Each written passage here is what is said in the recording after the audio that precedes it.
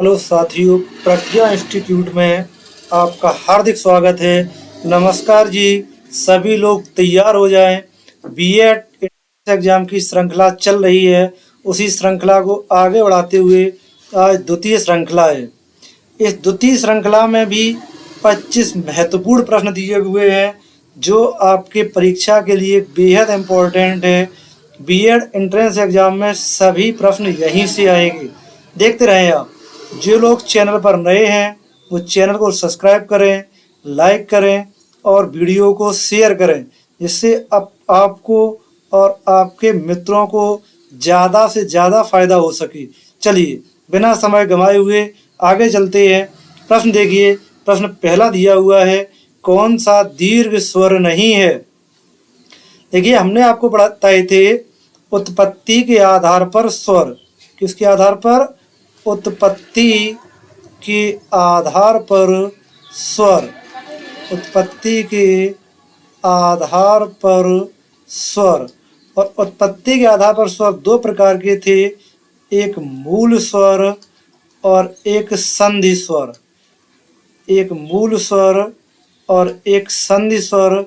मूल स्वर बताए थे जो स्वतंत्र रूप से जिनकी उत्पत्ति जानकारी नहीं है, उन्हें कहा गया है मूल स्वर। ठीक है। और जो मूल स्वरों की सहायता से बने हैं उन्हें कहा गया है संधि स्वर, जैसे आ, ई, उ, ए, ऐ, ओ, औ। और इनमें भी इन तीन को कहा जाता है दीर्घ स्वर। क्या कहा जाता है? दीर्घ स्वर। और इन्हें कहा जाता है संयुक्त स्वर। इन्हें क्या कहा जाता है? संयुक्त स्वर। ये क्वेश्चन आपके मंडी परिषद का जो एग्ज़ाम हुआ था 2018 में, उसमें पूछा गया था संयुक्त स्वरों की संख्या कितनी है। आपके सामने देखने के लिए मिल रही है। संयुक्त स्वरों की संख्या कितनी है? 4। और अगर पूछ दिया जाए उत्पत्ति के आधार पर दीर्घ स्वर कितने हैं, तो कितने हैं? 3। अब देखिए, इसमें कौन सा दीर्घ स्वर नहीं है? दीर्घ आ है या नहीं, दीर्घ ई है या नहीं, दीर्घ उ है, लेकिन ये कैसा स्वर है? ह्रस्व स्वर। ऑप्शन नंबर कौन सा हो जाएगा आपका? ए। चलिए आगे देखते हैं, कौन सा वर्ण कंठ से बोला जाता है। देखिए, इसके लिए तरीका एक हमने बताया था, KTM2। KTM2। के का मतलब है कंठ। तो जो का वर्ग के वर्ण हैं, के का मतलब क्या है? कंठ। और जो का वर्ग के वर्ण हैं ये बोले जाते हैं कंठ से। देखो कौन सा वर्ण कंठ से बोला जाता है, तो कौन सा हो गया? का। जो चा वर्ग के वर्ण हैं, टी का मतलब होता है तालव्य। जो चा वर्ग के वर्ण हैं, चा वर्ग के वर्ण ये बोले जाते तालव्य से। तो ये चा कहाँ से बोला जाएगा? तालव्य से। आगे देखो, KTM का चा ट। देखो ये टा, जो टा वर्ग के वर्ण हैं ये एम का मतलब होता है मूर्धा या मूर्धन्य। तो जो टा वर्ग के वर्ण हैं ये कहाँ से बोले जाते हैं? मूर्धन्य से। ठीक है। फिर डी का मतलब होता है दंत। तो जो ता वर्ग के वर्ण हैं ये कहाँ से बोले जाते हैं? दंत से। तो ये कहाँ से बोला जाएगा? दंत से। दंत्य। देखिए, पता चल गया आपको कौन से वर्ण उच्चारण कहाँ से होते हैं। ओ का मतलब होता है ओष्ठ। पा वर्ग के वर्ण हैं ये कहाँ से बोले जाते हैं? ओष्ठ से। आगे देखो, प्रिय का तद्भव शब्द पूछा है, तो प्रिय का तद्भव शब्द होता है पिया। पिया का तत्सम क्या होता है? प्रिय। देखिए, प्रश्न बेहद इंपॉर्टेंट है। निम्नलिखित में से प्रत्यय युक्त शब्द नहीं है। किसमें प्रत्यय नहीं लगा हुआ है? देखो बोली, बोल में क्या लगा है, ई प्रत्यय, बोल में क्या लगा है, ई प्रत्यय, तो इसलिए क्या हो गया, बोली। बोल में ई प्रत्यय लगा है, तो जब बोल में ई प्रत्यय लगा है तो क्या हो गया, बोली। में ई प्रत्यय लगा है और ई प्रत्यय लगने पर ये हो गया बोली। आगे देखो, इसमें भाषा में भास धातु होती है और भास धातु में आ प्रत्यय लगता है। भास धातु में क्या लगता है, आ प्रत्यय लगता है। जब भास धातु में आ प्रत्यय लगता है तब क्या बनती है, भाषा। प्यासा में प्यास शब्द होता है और आ प्रत्यय लगता है, तब क्या बनता है, प्यासा। प्यास में प्यास शब्द होता है और आ प्रत्यय लगने पर प्यासा बनता है। प्यास में प्यास में आ प्रत्यय जोड़ने पर ये शब्द बनता है प्यासा। आगे देखें, ऐसे प्यासा, तो जो ये अंकुर शब्द है, अंकुर शब्द, अंकुर शब्द कैसा शब्द है, मूल शब्द, तो आंसर क्या हो जाएगा, अंकुर। प्यास में, यह हमने बताया कि प्यास में आ प्रत्यय लगने पर क्या बनती है, प्यासा। ऐसी बोल में ई प्रत्यय लगाने पर बनती बोली, लेकिन अंकुर जो है ये मूल शब्द है। आकाश गंगा का पर्यायवाची कौन सा है, देखिए मंदाकिनी को भी आकाश गंगा कहा जाता है। नभो नदी, नभो नदी का भी अर्थ आकाश गंगा ही होता है। नभो नदी, नभो नदी का अर्थ भी आकाश गंगा ही होता है। आगे देखो, सूर्य नदी, आकाश गंगा को सूर्य नदी भी कहा जाता है। ऑप्शन नंबर कौन सा हो गया आपका, डी। ऑप्शन नंबर डी एकदम सही आंसर। कौन सा जंगल का पर्यायवाची नहीं है, देखो जंगल को अटवी कहा जाता है, अरण्य कहा जाता है, अरण्य कहा जाता है, और जंगल को अरण्य के साथ विपिन कहा जाता है। जंगल को एक और पर्यायवाची है कानन कहा जाता है। और दाड़िम जो है ये जंगल का नहीं बल्कि अनार का पर्यायवाची होता है। इसका पर्यायवाची है, अनार का पर्यायवाची है। तो गौरव का विलोम क्या है, इसके आंसर कट गए हैं और ऑप्शन हम आपको लिखे दे रहे हैं। पहला ऑप्शन है लाघव, गौरव का पहला ऑप्शन है लाघव। दूसरा ऑप्शन है लघु। तीसरा ऑप्शन है गौरव के लिए गुरु। और चौथा ऑप्शन है इनमें से कोई नहीं।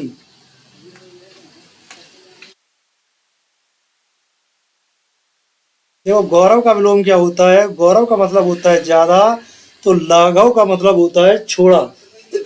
ऐसे ही जो गुरु है, गुरु का लघु होता है, गुरु का विलोम क्या होता है, लघु होता है, और गौरव का विलोम लाघव होता है। आगे देखो, निम्न में कौन सा शेष नाम का पर्यायवाची है, तो फड़ीस। फड़ीस किसका है, शेषनाग का पर्यायवाची है। बेहद इंपॉर्टेंट है शार्दूल, ये भी बहुत पूछा जाता है। और शार्दूल सिंह का पर्यायवाची होता है सिंह, शेर, व्याघ्र, कहरी, केसरी, सभी किसके पर्यायवाची होते हैं, शेर के पर्यायवाची होते हैं। उसमें पूछा किसका था, शेषनाग का, तो शेषनाग का क्या हो जाता है, फड़ी। आगे देखो, निम्न में कौन सा अर्घ का अनेकार्थी नहीं है। कल ही हमने आपको पढ़ा, अर्घ का एक अर्थ सूर्य होता है, और हिंट के लिए हमने आपको बताया था कोणार्क का सूर्य मंदिर, जहाँ सूर्य के कोण के अनुसार मंदिर बना हुआ हो। अर्घ का एक अर्थ होम्योपैथिक दवा के सेंस में हमने आपको बताया था काढ़ा भी होता है, और अर्घ का अर्थ इंद्र भी होता है, लेकिन पूछा उसने कौन नहीं है, तो कड़ा होना अर्घ का अर्थ नहीं है। ऑप्शन नंबर डी कैसा हो जाएगा, सही हो जाएगा। आगे देखो, अशोक के अनेकार्थी शब्द हैं, तो अशोक सम्राट शासक भी थे। अशोक का मतलब होता है शोक रहित। अशोक एक वृक्ष का नाम भी है, तो ऑप्शन नंबर कौन सा हो जाएगा, डी। चलिए, पेट की आग को क्या कहा जाता है। ये तीनों प्रश्न बेहद इम्पोर्टेंट हैं, तीनों से एक ना एक किसी न किसी परीक्षा में पूछा ही जाता रहता है। देखिए, पेट की आग जो होती है उसे जठराग्नि कहते हैं, और जो जंगल की आग होती है,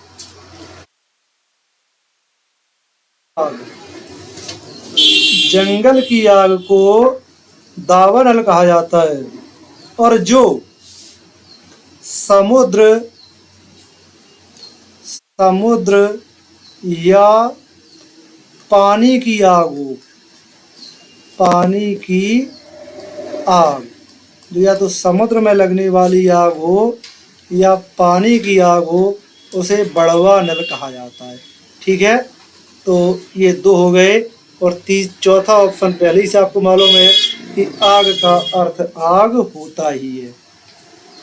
कौन सा शब्द हवन में जलाने वाली लकड़ी के लिए प्रयुक्त होता है, तो जो लकड़ी हवन में जलती है उसे समिधा कहा जाता है, और विशेष समझ लेना, हवन की सामग्री, हवन की सामग्री, और हवन की सामग्री को हवि कहा जाता है। हवन की सामग्री को क्या कहा जाता है, तो हवि कहा जाता है। आगे देखते रहें, क्वेश्चन सभी इम्पोर्टेंट हैं, एक से बढ़कर एक क्वेश्चन है। सर का एक अर्थ सरोवर होता है, तो इस सर का अर्थ पूछा गया है। ये देखो, सर का अर्थ होता है बाण। ये आरआई में भी एक प्रश्न पूछा गया था, नाग शब्द का अर्थ, उसने क्वेश्चन घुमा के दे दिया था। उसने कह दिया नाग का एक अर्थ सांप होता है, तो नाग का दूसरा अर्थ क्या होगा, तो नाग का दूसरा अर्थ होता है हाथी। नाग का दूसरा अर्थ क्या होता है, हाथी। आगे चलते हैं, समिति शब्द का सही अर्थ कमेठी होता है, तो सम्मति का अर्थ क्या होता है, तो देखो सम्मति का अर्थ होता है राय। अच्छी बुद्धि से सम्मति का कोई मतलब नहीं है। सम्मत का मतलब होता है समय, तो ये सभी ऑप्शन हो नहीं सकते हैं। सम्मति का अर्थ क्या हो गया, राय। निम्नलिखित में से शुद्ध वाक्य कौन सा है, देखो यहाँ, सीता अत्यंत ही सुंदर है। अत्यंत के साथ ही शब्द का प्रयोग नहीं होता है, वाक्य कैसा हो जाएगा, गलत। मुझे संध्या काल के समय बाहर जाना है, विशेष ध्यान देना आप। संध्या काल के साथ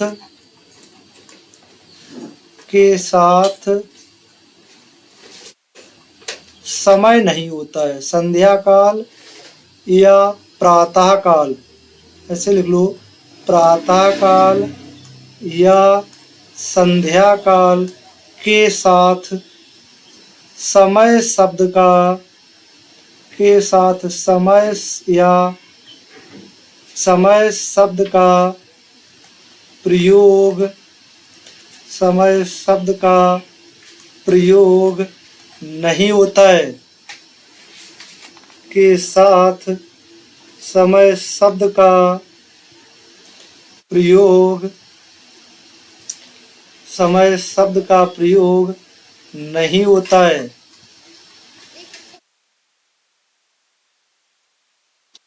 कि आंख से आंसू बहता है, पिछले ही क्लास में जस्ट बताया था कि आंसू,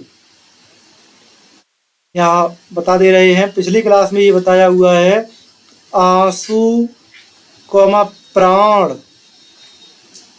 होश, हस्ताक्षर,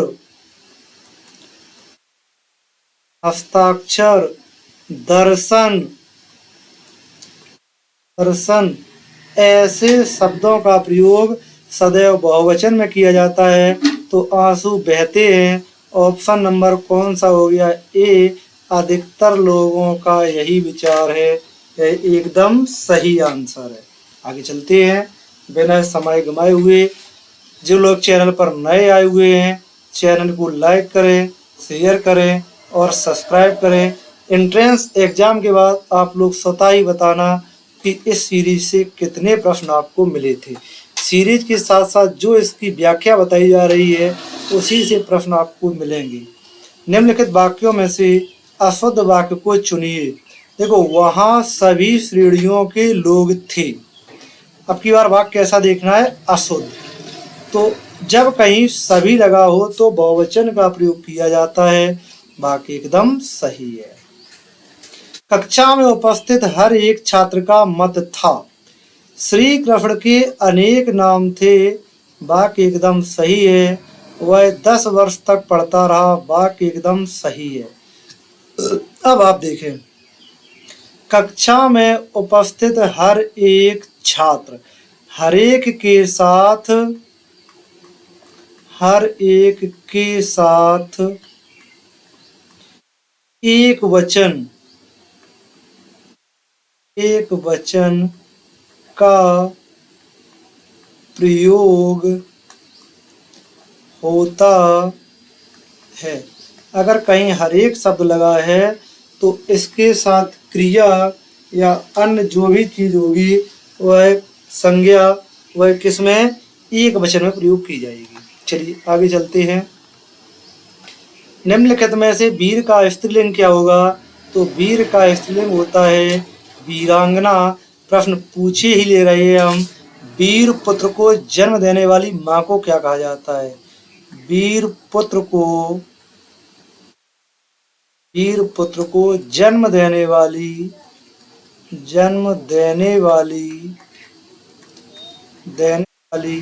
माँ को क्या कहा जाता है? को क्या कहा जाता है? आंसर सभी लोग बताना कमेंट बॉक्स में। लेकिन चलो हम बता ही दे रहे हैं, कहा जाता है वीर प्रसु। क्या कहा जाता है? वीर प्रसु। पेड़ पर पक्षी बैठे हैं। पेड़ पर पद में कौन सा कारक है? जब कहीं स्थान की जानकारी हो रही हो तो मैं पर में अधिकरण कारक होता है। शब्दों में ए प्रत्यय जोड़ने से कौन सा शब्द बहुवचन बना? कौन सा शब्द बहुवचन बना?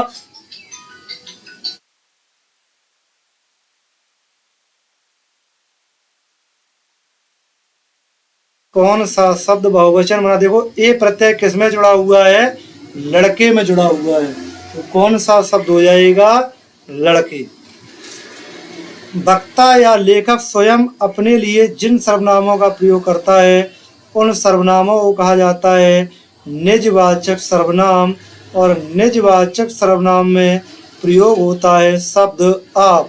अच्छा, आप बताएं संबंधवाचक सर्वनाम में कौन से शब्द होते हैं प्रयोग?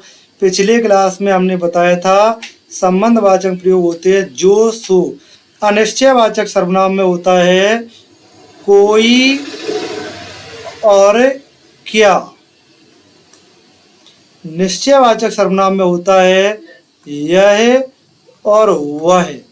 ठीक है, आगे चलते हैं। जो शब्द संज्ञा या सर्वनाम की संख्या विशेषता का बोध करवाएं। जब कहीं संख्या की बात होगी तो वहाँ कौन सा हो जाएगा, संख्यावाचक विशेषण। चलिए, निम्नलिखित में से कौन सा विशेषण है, हमने बताया था कैसा कैसी का आंसर लगा के देख लेना। कैसा व्यक्ति, अजित व्यक्ति, जिसे कोई जीत ना सके, तो अजित क्या हो जाएगा, विशेषण। आगे चलते हैं। मैं खाना खाऊंगी, देखो यहाँ खाऊंगी क्रिया है कि नहीं, और क्रिया के साथ गागी गे लगा है। जब मुख्य क्रिया के साथ गागी गे लगा हो तो सामान्य भविष्यत्काल। आंसर कौन सा हो जाएगा, बी। जो क्रियाएं धातु से बनती हैं उन क्रियाओं को मूल क्रिया या रूढ़ क्रिया कहा जाता है। वह क्या कहना, वाक्य में अव्यय क्या है, तो जो वह शब्द है ये क्या है, अव्यय है। ठीक है, और ये अव्यय है आपका संबोधनवाचक अव्यय। कौन सा अव्यय है, तो लिख लें संबोधन वाचक अव्यय। आज के लिए इतना ही काफ़ी, इतिश्री। ठीक है, सभी प्रश्न इम्पोर्टेंट थे, और जो लोग चैनल पर नए आए थे वो लोग चैनल को कृपया लाइक करें, शेयर करें और सब्सक्राइब करें। इतिश्री, धन्यवाद।